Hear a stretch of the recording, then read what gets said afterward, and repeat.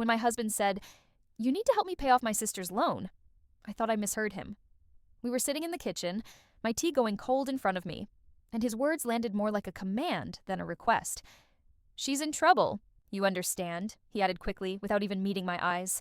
What struck me was his urgency, like he needed me to agree right away, without questions.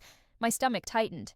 We had our own expenses, a mortgage, and savings I had carefully built over years. I knew his sister never handled money well.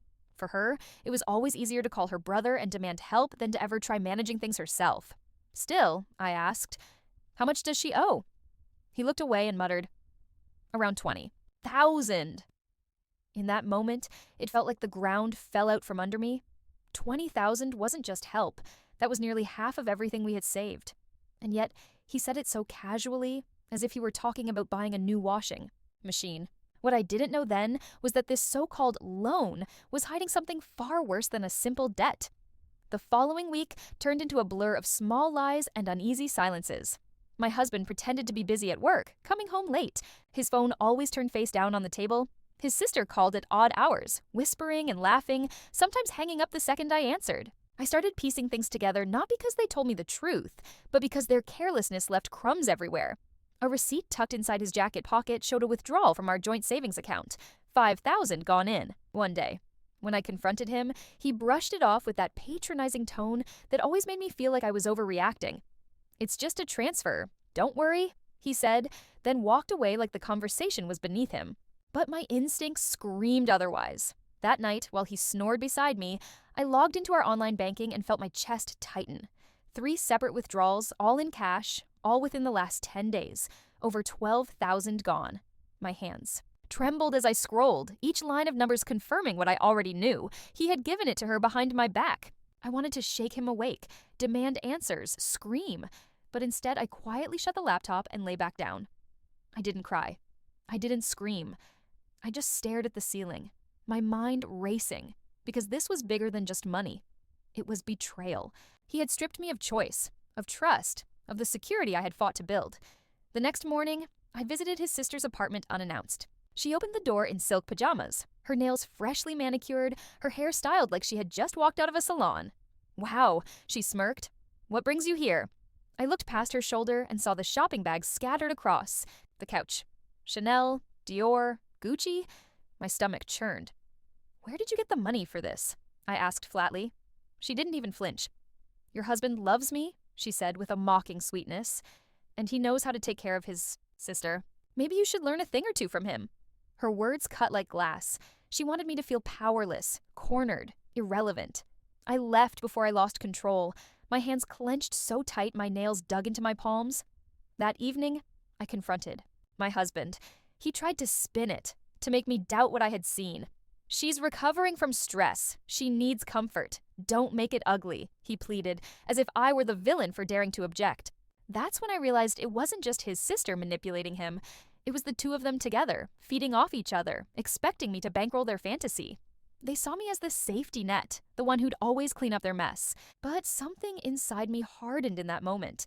I stopped arguing, stopped demanding explanations, and instead began to plan. Quietly, methodically. Because if they thought I was going to keep financing their lies, they were about to learn just how wrong they were. I stopped asking questions out loud, but I started digging in silence. Every detail mattered now. While my husband thought I was busy with housework, I was tracking his bank transfers, watching how the numbers slipped away into accounts tied to his sister's name. I noticed a pattern. She wasn't just spending recklessly. She was moving money around, withdrawing small amounts from ATMs across town, like someone who had learned how to stay just under the radar. One night, curiosity got the better of me, and I followed her. She left her apartment in a hurry, heels clicking on the pavement, a red clutch tucked under her arm. I stayed back, keeping my distance as she made her way to a casino tucked behind neon lights on the edge of town. My pulse quickened as I watched her exchange cash for chips, laughing, flirting with the dealer, tossing money onto the table like it meant nothing. That was my money. Our savings. The future I had planned. Gone in her manic gamble. I walked, away before rage consumed me, but the image burned into my mind. At home, I began keeping a secret folder, copies of bank statements, screenshots of transfers, even a photo of her at the casino. Piece by piece, I built a case, not because I wanted to humiliate them, But because I knew the moment I made my move, they'd try to paint me as hysterical, jealous, cruel. I wanted facts, receipts, evidence, something undeniable. The betrayal grew heavier each day, like I was carrying stones in my chest, but I refused to let it crush me. Instead, I sharpened it into fuel. My husband grew bolder too, as if my silence meant compliance. One evening, over dinner, he leaned back in his chair, arms crossed, and said, "We'll need you to transfer the rest soon. She's working on paying it back, but for now she just needs stability." I looked at him, the man I once trusted with everything, and for the first time, I felt nothing but cold detachment. I simply nodded, not giving him the fight he expected. He smirked, mistaking my calm for surrender. He didn't realize I had already shifted all my personal funds into a private account he couldn't touch. He didn't realize I was documenting every word. He didn't realize I was preparing for war. That weekend, his sister hosted a dinner. The table was set with expensive wine, dishes from the finest catering service, laughter echoing as though she had won the lottery. She wore a diamond necklace I knew she couldn't afford, one I suspected had been purchased with the money siphoned from our account. When my husband raised his glass to toast her fresh start, I sat quietly, watching them perform, letting them believe I was beaten. But inside, I was steady, waiting for the perfect moment to let the truth spill out. They thought they were playing me, but they had no idea I was already 10 steps ahead. The turning point came 2 weeks later, when I found a letter shoved carelessly into a pile of unopened mail on the counter. It wasn't from a bank. It was from a private lending agency, the kind with thick red stamps and warnings printed across the top. My stomach twisted as I scanned the numbers. The so-called loan wasn't just $20,000. It was over $50,000, with interest rates so high it bordered on criminal. And the borrower listed on the contract wasn't just his sister. My husband's name was there too, in black ink alongside hers. He had co-signed the loan. Without telling me, without asking. My chest tightened, my vision blurred, but I forced myself to read every word. That was the moment I understood. They hadn't simply drained our savings. They had tied me to a sinking ship, and if I didn't act fast, they would pull me under with them. I confronted him that night, holding the letter in my hand. "What is this?" I demanded. He paled for a second, then recovered with that practiced arrogance. "It's temporary. We'll handle it. Don't dramatize." His voice was calm, almost dismissive, but his eyes betrayed him. He knew he'd been caught. His sister sat on the couch, arms folded, smirking as though this was some game I'd eventually lose. "You married into this family," she sneered. "We share everything, debts included." I'll never forget the way my husband stayed, silent instead of defending me, the way he allowed her words to hang in the air like a verdict. That silence was my breaking point. The next morning, I visited a lawyer. I laid out every receipt, every bank statement, every screenshot. He looked at me with quiet sympathy, but also with admiration, because I hadn't come unprepared. I had built a fortress of proof. He explained what I already suspected. Because my name wasn't on the loan, I wasn't legally responsible. The debt was theirs alone. Relief washed through me, followed quickly by icy determination. I could finally see the exit door, and I was ready to walk through it. From that day on, I stopped engaging with their chaos. I withdrew from conversations, stopped transferring money, refused to play the part of the loyal wife cleaning up after their disasters. I filed for legal separation quietly, not announcing it, just moving piece by piece into safety. And while they laughed, spent, and spiraled, I was untangling myself from the web they had built. But the most satisfying moment came when the lending agency called the house. My husband answered, his voice tightening as they demanded immediate payment. I sat across from him, sipping my tea, meeting his panicked eyes with calm clarity. For once, the weight of consequence fell squarely on his shoulders, not mine. And he knew in that silence that I was no longer his safety net. The house began to feel like a stage play, every interaction laced with tension and unspoken battles. My husband would still try to play the role of the responsible man in control, but I could see the cracks widening. He snapped more easily, slammed doors when calls from creditors grew louder, paced the living room at night as if walking could undo the avalanche of debt crashing toward him. His sister grew restless too, her arrogance beginning to crumble under pressure. I noticed. The shopping bags had stopped appearing, the manicured nails chipped, her tone sharper, more desperate. They were both unraveling, and instead of pity, I felt a strange, liberating clarity. Their chaos no longer belonged to me. I kept my distance while quietly working with my lawyer. We moved methodically, freezing joint accounts, redirecting my paycheck into my private one, filing for divorce under grounds that documented financial betrayal. The evidence I had gathered wasn't just a shield, it was a sword. Every receipt, every casino photo, every loan document became part of the case. And the best part? Neither of them suspected how far ahead I was. My husband thought my silence meant exhaustion, that I was too broken to fight. His sister mocked me at family dinners, saying, "She'll never leave, she's too dependent." I smiled politely, tucking away her words like more ammunition. The day of the court hearing finally arrived. I remember walking into that sterile room, the sound of heels echoing on the tile, the smell of old paper and cheap coffee lingering in the air. My husband sat across from me, shoulders squared, lips curled into that smug little smirk he always wore when he thought he'd outsmarted me. His sister was there too, whispering into his ear like a conspirator, her laughter sharp and careless. They truly believed I was cornered, that the judge would see me as the bitter wife unwilling to help family. But they hadn't seen what I had been building behind the curtain. When my lawyer stood and began presenting the evidence, the air shifted. One by one, the documents were laid out. Bank statements showing unauthorized withdrawals, photos of his sister gambling with money siphoned from our account, the loan papers with his signature tying him to debts he had hidden from me. The smirk on his face faltered. His sister's laughter stopped altogether.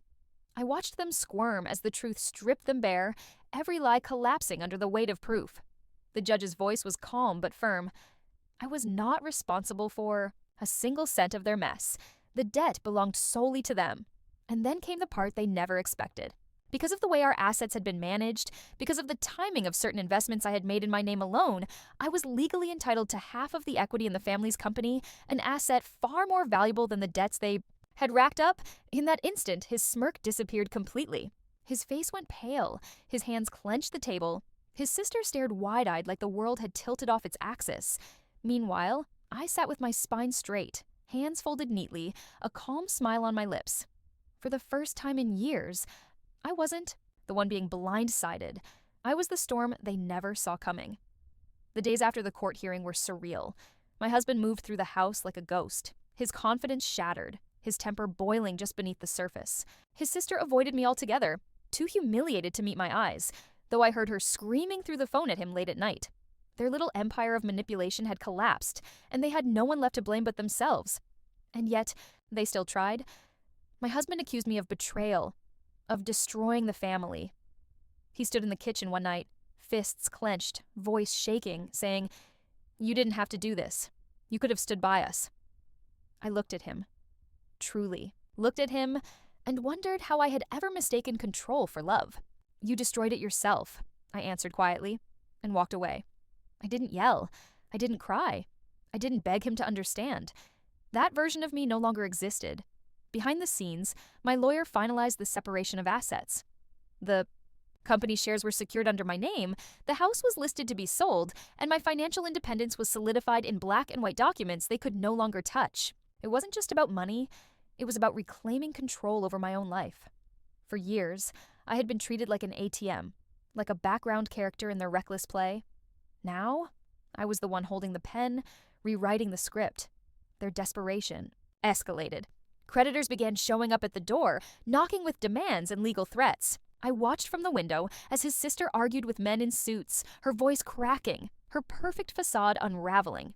My husband tried to call in favors from old friends, but one by one, people turned away. No one wanted to be dragged into the mess they had created. The isolation ate at them, while I, for the first time in years, felt lighter.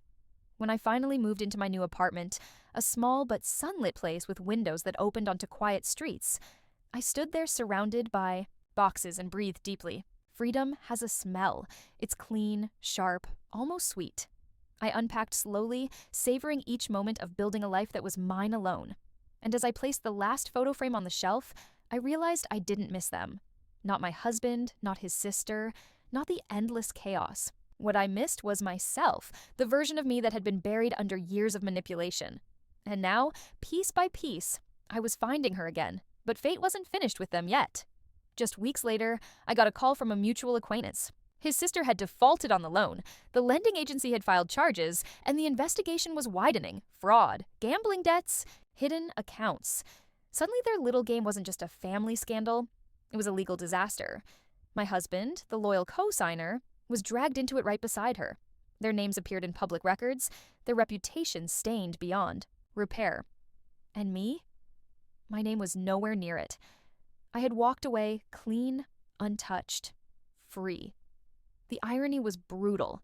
They had tried to bury me in debt, to drain me dry for their survival. Instead, they had drowned themselves, while I stood safely on the shore. The investigation into my husband and his sister unfolded faster than even I expected.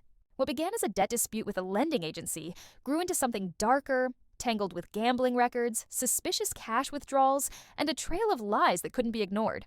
I didn't need to lift a finger anymore. Authorities were doing the work for me. My role was only to sit back and watch as the truth unraveled them piece by piece. Every day brought a new crack in their armor. His sister tried to act invincible, strutting into public places like she still owned the world, but her eyes darted nervously whenever she caught a glimpse of someone in uniform. My husband became paranoid, checking the mailbox twice a day, jumping when the phone rang, convinced every knock on the door was the final reckoning. Meanwhile, I was settling into a new rhythm. I joined a local yoga class, reconnected with friends I had lost touch with, even started exploring hobbies I had long abandoned. It felt strange at first, this freedom, like wearing clothes that didn't quite fit yet. But with each passing day, I grew more comfortable in my own skin. I could breathe without permission. I could spend without guilt. I could simply exist without constantly calculating how much of myself I had to sacrifice to keep someone else afloat. The last time I saw them both together was outside the courthouse, weeks after the legal filings became public. His sister looked disheveled, her sharp tongue finally dulled by reality, her expensive jewelry replaced with cheap substitutes that only highlighted her downfall. My husband's face was pale, the smug confidence replaced with hollow exhaustion. He glanced at me as if expecting a shred of pity, a lifeline, but I gave him nothing. I walked past them, heels clicking on the pavement, my head high. For once, I wasn't carrying their weight. I wasn't carrying anyone's. That night, alone in my apartment, I poured a glass of wine and stood by the window watching the city lights. I realized that revenge doesn't always come in the form of shouting matches or dramatic confrontations. Sometimes it's as simple as surviving, thriving, and letting the people who underestimated you collapse under the weight of their own choices. My silence had been my loudest answer. My patience had been my sharpest weapon. And my freedom? That was the sweetest revenge of all. By the time the fraud charges were formally announced, I had already built a new routine so far removed from them that it almost felt like another life. News traveled quickly in our community, and suddenly, the same people who once praised my husband's generosity and his sister's charisma began whispering about their downfall. Their faces, once familiar in local gatherings, became synonymous with shame. Every time their names were mentioned, it was followed by words like debt, gambling, fraud. I didn't have to say a thing. Their actions spoke louder than anything I could have ever shouted. My husband tried one last time to pull me back into the wreckage. He showed up at my apartment unannounced, looking thinner, older, like the stress had carved deep lines into his face. He stood in my doorway, clutching a crumpled folder of documents, his voice strained. "You can still help. We can fight this together. Please." There was no arrogance left in him, no smirk, just desperation. But I didn't move aside. I let him stand there in the cold hallway while I kept my voice calm. "You made your choice when you signed her loan. You made your choice when you drained our savings behind my back. You made your choice when you let her speak for you.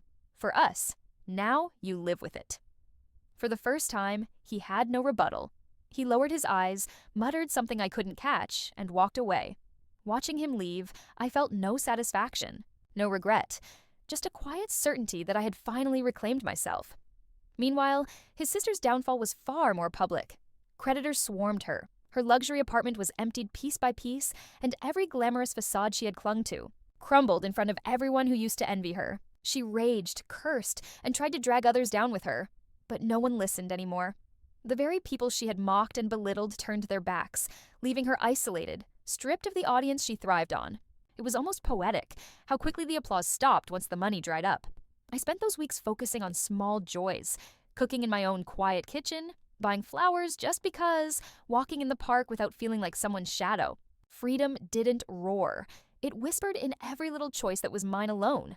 And while they battled lawsuits and debt collectors, I was learning how to smile again, genuinely, without weight dragging at the corners of my mouth. The life they tried to suffocate out of me had not only survived, it was blooming. When the official trial date was set, I felt an eerie calm wash over me. I didn't need to testify against them. The paper trail was more than enough. The prosecutors Had bank records, casino footage, signed contracts, even statements from people they had borrowed money from and never repaid. It was all lined up like dominoes, waiting to fall. My husband tried to contact me again, this time through mutual friends, pleading for character references, a letter, anything that might soften the blow. But I refused to respond. I had given enough of myself already. There was nothing left to hand over. Every unanswered call, every silence was another boundary drawn in permanent ink. The trial itself was brutal. I didn't attend every session, but the ones I did were unforgettable. His sister sat there, her once perfect composure, shattered, snapping at her lawyer, rolling her eyes when evidence was presented, completely unable to hide her contempt for the process. My husband, on the other hand, shrank with every passing day. The man who once mocked me for overreacting now sat hunched over, staring at the floor, as if he wished he could disappear. The charges weren't light. Fraud, default, and even a potential investigation into tax evasion. The weight of it pressed down on both of them, and the smirk that had haunted me for years was gone for good. Outside the courtroom, people began approaching me differently. Some offered quiet words of support. Others admitted they had suspected something was wrong, but hadn't dared to speak up. I realized then how isolated I had been, not just because of them, but because I had been taught to carry everything silently, to endure without asking for help. But now, with the truth out in the open, I wasn't invisible anymore. My story was no longer theirs to twist. Me, one evening, after a long day in court, I sat at home with the documents finalizing my divorce. My lawyer had just called to confirm that everything was officially filed and complete. I looked at the papers spread across the table, the end of one life, the beginning of another. I expected to cry, to feel some crushing sadness, but instead I felt only relief. A chapter closed, sealed, never to be reopened. I poured myself a glass of wine, raised it to the quiet of my apartment, and whispered to myself, "You made it out." Meanwhile, the storm around them only intensified. Their assets were seized, their reputations shattered, their names dragged through headlines they would never live down, and through it all, I remained untouched, free, and stronger than I had ever imagined. For the first time in years, I wasn't reacting to their chaos. I was building something entirely my own. By the time sentencing rolled around, the courtroom felt like a theater of downfall. His sister, who once strutted around in designer heels, was now wearing a plain black suit that couldn't mask the desperation etched into her face. She spoke to the judge with fake tears, begging for leniency, insisting she had been pressured and misunderstood. But the evidence didn't care about her performance. The photographs, the transactions, the witnesses, they painted a story that no amount of acting could erase. My husband sat beside her, shoulders slumped, his lawyer whispering into his ear while he stared blankly ahead. It struck me how small he looked, how ordinary. The man who once believed he could control me, silence me, use me, now seemed like nothing more than a frightened boy caught in a mess of his own making. When the sentences were finally read out, the air went still. His sister was ordered to serve time, her fraud too extensive to be brushed aside. My husband's punishment was lighter but humiliating. Probation, mandatory financial restitution, his name forever tied to scandal. The judge's words were sharp. You chose deception over responsibility, and now you face the consequences. I didn't clap, I didn't smile, but inside, something settled. Justice doesn't always roar. Sometimes it's quiet, steady, undeniable. Walking out of that courthouse, I felt lighter than I had in years. Reporters clustered outside, their cameras flashing, their microphones pushed forward, but I walked straight past them. I owed the world no explanation. My silence was my victory, my refusal to let their story consume me any longer. That night, I returned to my new apartment and opened the windows wide, letting in the cool evening air. I stood there, breathing deeply, thinking about how far I had come. I wasn't just surviving anymore. I was free. In the weeks that followed, I poured my energy into rebuilding. I invested my share of the company equity wisely, consulted with financial advisors who treated me with respect, and finally took the trip I had been dreaming of for years. Alone, standing on a quiet beach with the waves crashing at my feet, I realized something powerful. Revenge hadn't been about destroying them. It had been about saving myself, choosing myself, and proving that I was never as powerless as they made me feel. Meanwhile, the world kept reminding them of their downfall. Their names appeared in articles, whispered in gossip, attached to scandal. They had built their lives on appearances, and now those appearances had betrayed them. Every time someone mentioned their disgrace, it was another nail in the coffin of the empire they thought they had. And every time I heard it, I smiled, not with bitterness, but with a deep, unshakable peace. Months passed, and the chaos that had once defined my life slowly faded into background noise. My husband and his sister were now consumed by their own consequences, no longer able to use me as their scapegoat or their wallet. Word spread quickly. Neighbors whispered about foreclosure, about her reduced to borrowing rides instead of flaunting luxury cars, about him moving in and out of temporary rentals because no landlord wanted their reputation attached to his. It was strange, watching their kingdom collapse from a distance, but I didn't feel pity. I felt distance, like I was observing strangers, rather than people who had once controlled my every decision. In my own life, things blossomed in ways I never thought possible. I had started consulting for the family company, the very one they had dismissed me from in conversations, the one they swore I had no claim to. Only now, I had legal authority over my share, and the board welcomed me as someone responsible, steady, and prepared. Sitting at that polished table, signing documents with my name alone, I felt an electricity surge through me. This wasn't just survival, this was triumph. My ex-husband tried once more, sending me a handwritten letter. The shaky script told me everything before I even finished reading. He begged for forgiveness, not because he had changed, but because he was drowning. He wrote of second chances, of how we could rebuild, of how family always comes back together. I folded the letter neatly and placed it in a drawer I never opened again. His words no longer had power over me. His voice no longer lived in my head. One evening I ran into his sister at a grocery store. She looked nothing like the woman who once sneered at me in silk pajamas, dripping with jewelry. Her hair was unkempt, her clothes plain, her eyes hollow with exhaustion. She glanced at me, recognition flashing for a split second, then quickly turned away, as if ashamed. For the first time, I didn't feel anger or the sting of humiliation. I felt nothing, and that nothingness was more powerful than rage. It was freedom. At home that night, I stood before the mirror and really looked at myself. Not the woman they had used, not the one they had underestimated, but the woman who had walked through fire and come out stronger. My reflection didn't look broken anymore. It looked whole, steady, even radiant. And I whispered, almost as a promise to myself, never again. Revenge had never been about watching them fall. It was about refusing to let them pull me down with them. And in reclaiming myself, I had won a victory that no scandal, no debt, no betrayal could ever take away. By the time a full year had passed, their downfall was no longer news. It was history. My ex-husband had slipped into obscurity, working odd jobs to scrape by, his name permanently tied to a scandal that closed doors everywhere he turned. His sister fared no better. She served her time, came out bitter, and drifted through life with no direction, no friends, and no audience to admire her. For people who had once thrived on appearances and manipulation, obscurity was the cruelest punishment of all. And I didn't have to lift a single finger to make it happen. They did it all to themselves. Meanwhile, my life was unrecognizable from what it had been. I had built a home filled with peace instead of tension, surrounded by things I chose, not things I had to sacrifice for. I traveled, I invested, I expanded my role in the company, carving out influence in places where they once dismissed me as irrelevant. Each decision reminded me that strength doesn't always shout. Sometimes it whispers steadily, refusing to be broken. Friends often asked me if I felt vindicated, if I was glad to see them fall so hard. My answer was always complicated.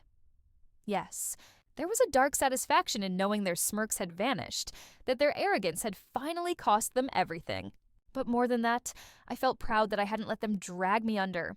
I had endured years of gaslighting, of being dismissed, of being told family comes first while I was treated like an outsider. And yet, I had walked away whole. That was the victory. One quiet Sunday, I sat in a cafe with a book, sipping coffee while sunlight poured through the windows.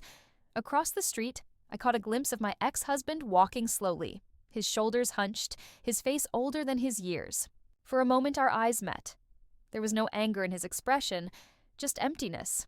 A hollow man who had gambled everything and lost. I didn't wave. I didn't nod. I simply turned back to my book, my heart steady. That was the final moment I realized.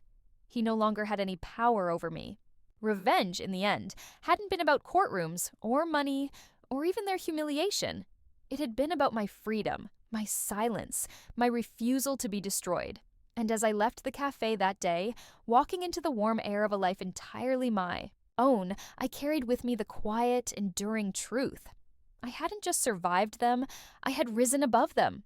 Life after them didn't unfold in fireworks, but in quiet victories that stacked up day by day.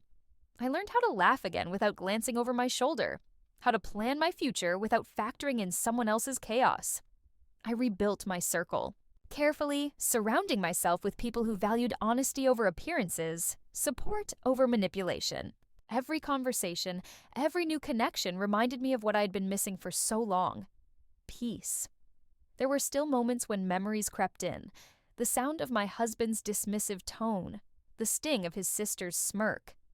But instead of reopening wounds, those memories became reminders of the line I would never let anyone cross again. They were lessons, etched into me like scars that no longer hurt, but told a story of survival. I began traveling for work, sometimes even speaking at conferences about financial independence and resilience. To stand on a stage, looking into a room full of strangers, and share my story on my terms was a form of healing I never expected. People approached me afterward, some with tears, thanking me for giving them courage to leave toxic situations of their own. It hit me then.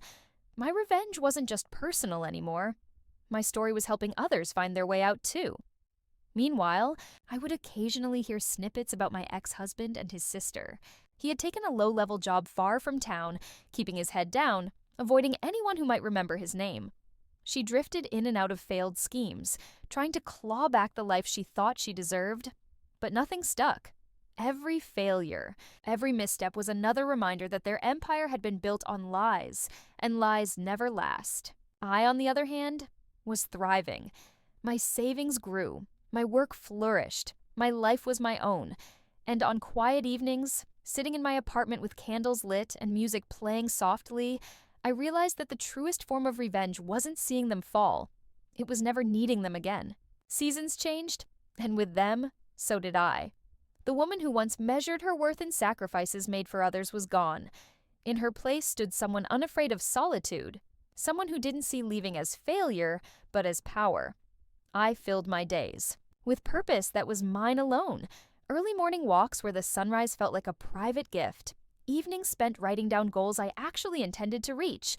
Weekends exploring places I had always been told were too indulgent. For once, indulgence wasn't shame. It was freedom earned. On rare occasions, whispers about them reached me. A mutual friend would mention that his sister had tried, unsuccessfully, to crawl her way back into society's good graces. Another would note that my ex-husband still carried himself like a man who had been hollowed out, avoiding eye contact with anyone who might recognize him. I never went searching for updates. The scraps that drifted my way were more than enough. They were reminders that their lives remained stuck in the wreckage of choices they had made, while mine kept moving forward. One evening, while attending a corporate dinner for the company whose shares I now partly owned, I caught myself smiling, not politely, not out of habit, but fully, deeply. I was surrounded by people who valued my contributions, who looked at me not as a pawn or a wallet, but as an equal.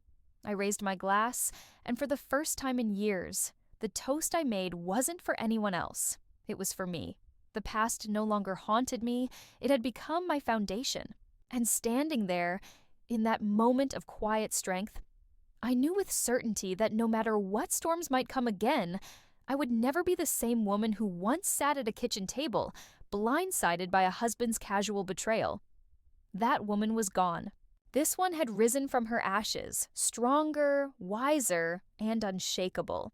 Time gave me distance, and distance gave me clarity. Looking back, I realized just how many years I had spent shrinking myself to fit their demands.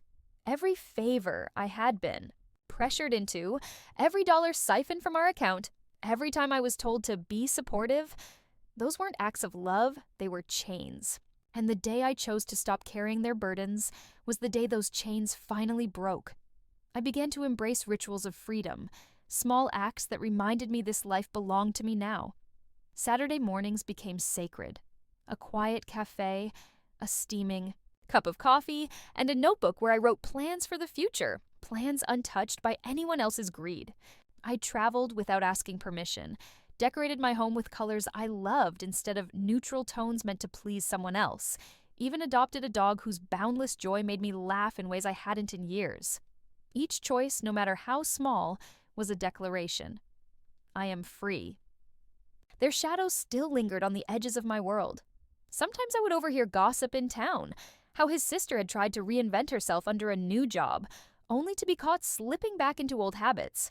How my ex-husband was seen drinking, alone at a dimly lit bar, a man aged beyond his years, telling anyone who would listen about the wife who ruined him.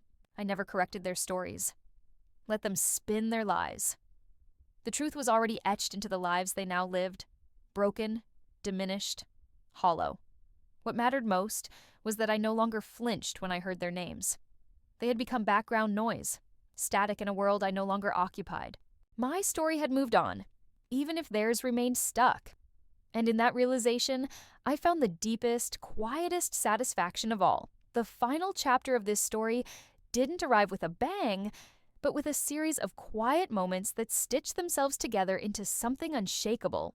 I had expected revenge to feel fiery, like standing in front of them with my fists raised, demanding payback for every sleepless night, every dollar stolen, every insult whispered behind my back.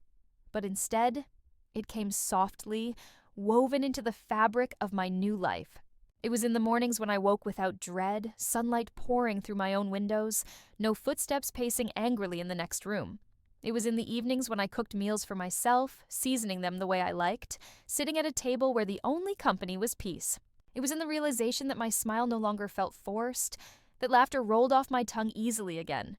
Revenge wasn't the fire, it was the air I finally breathed freely. Their downfall continued in the background like a fading echo.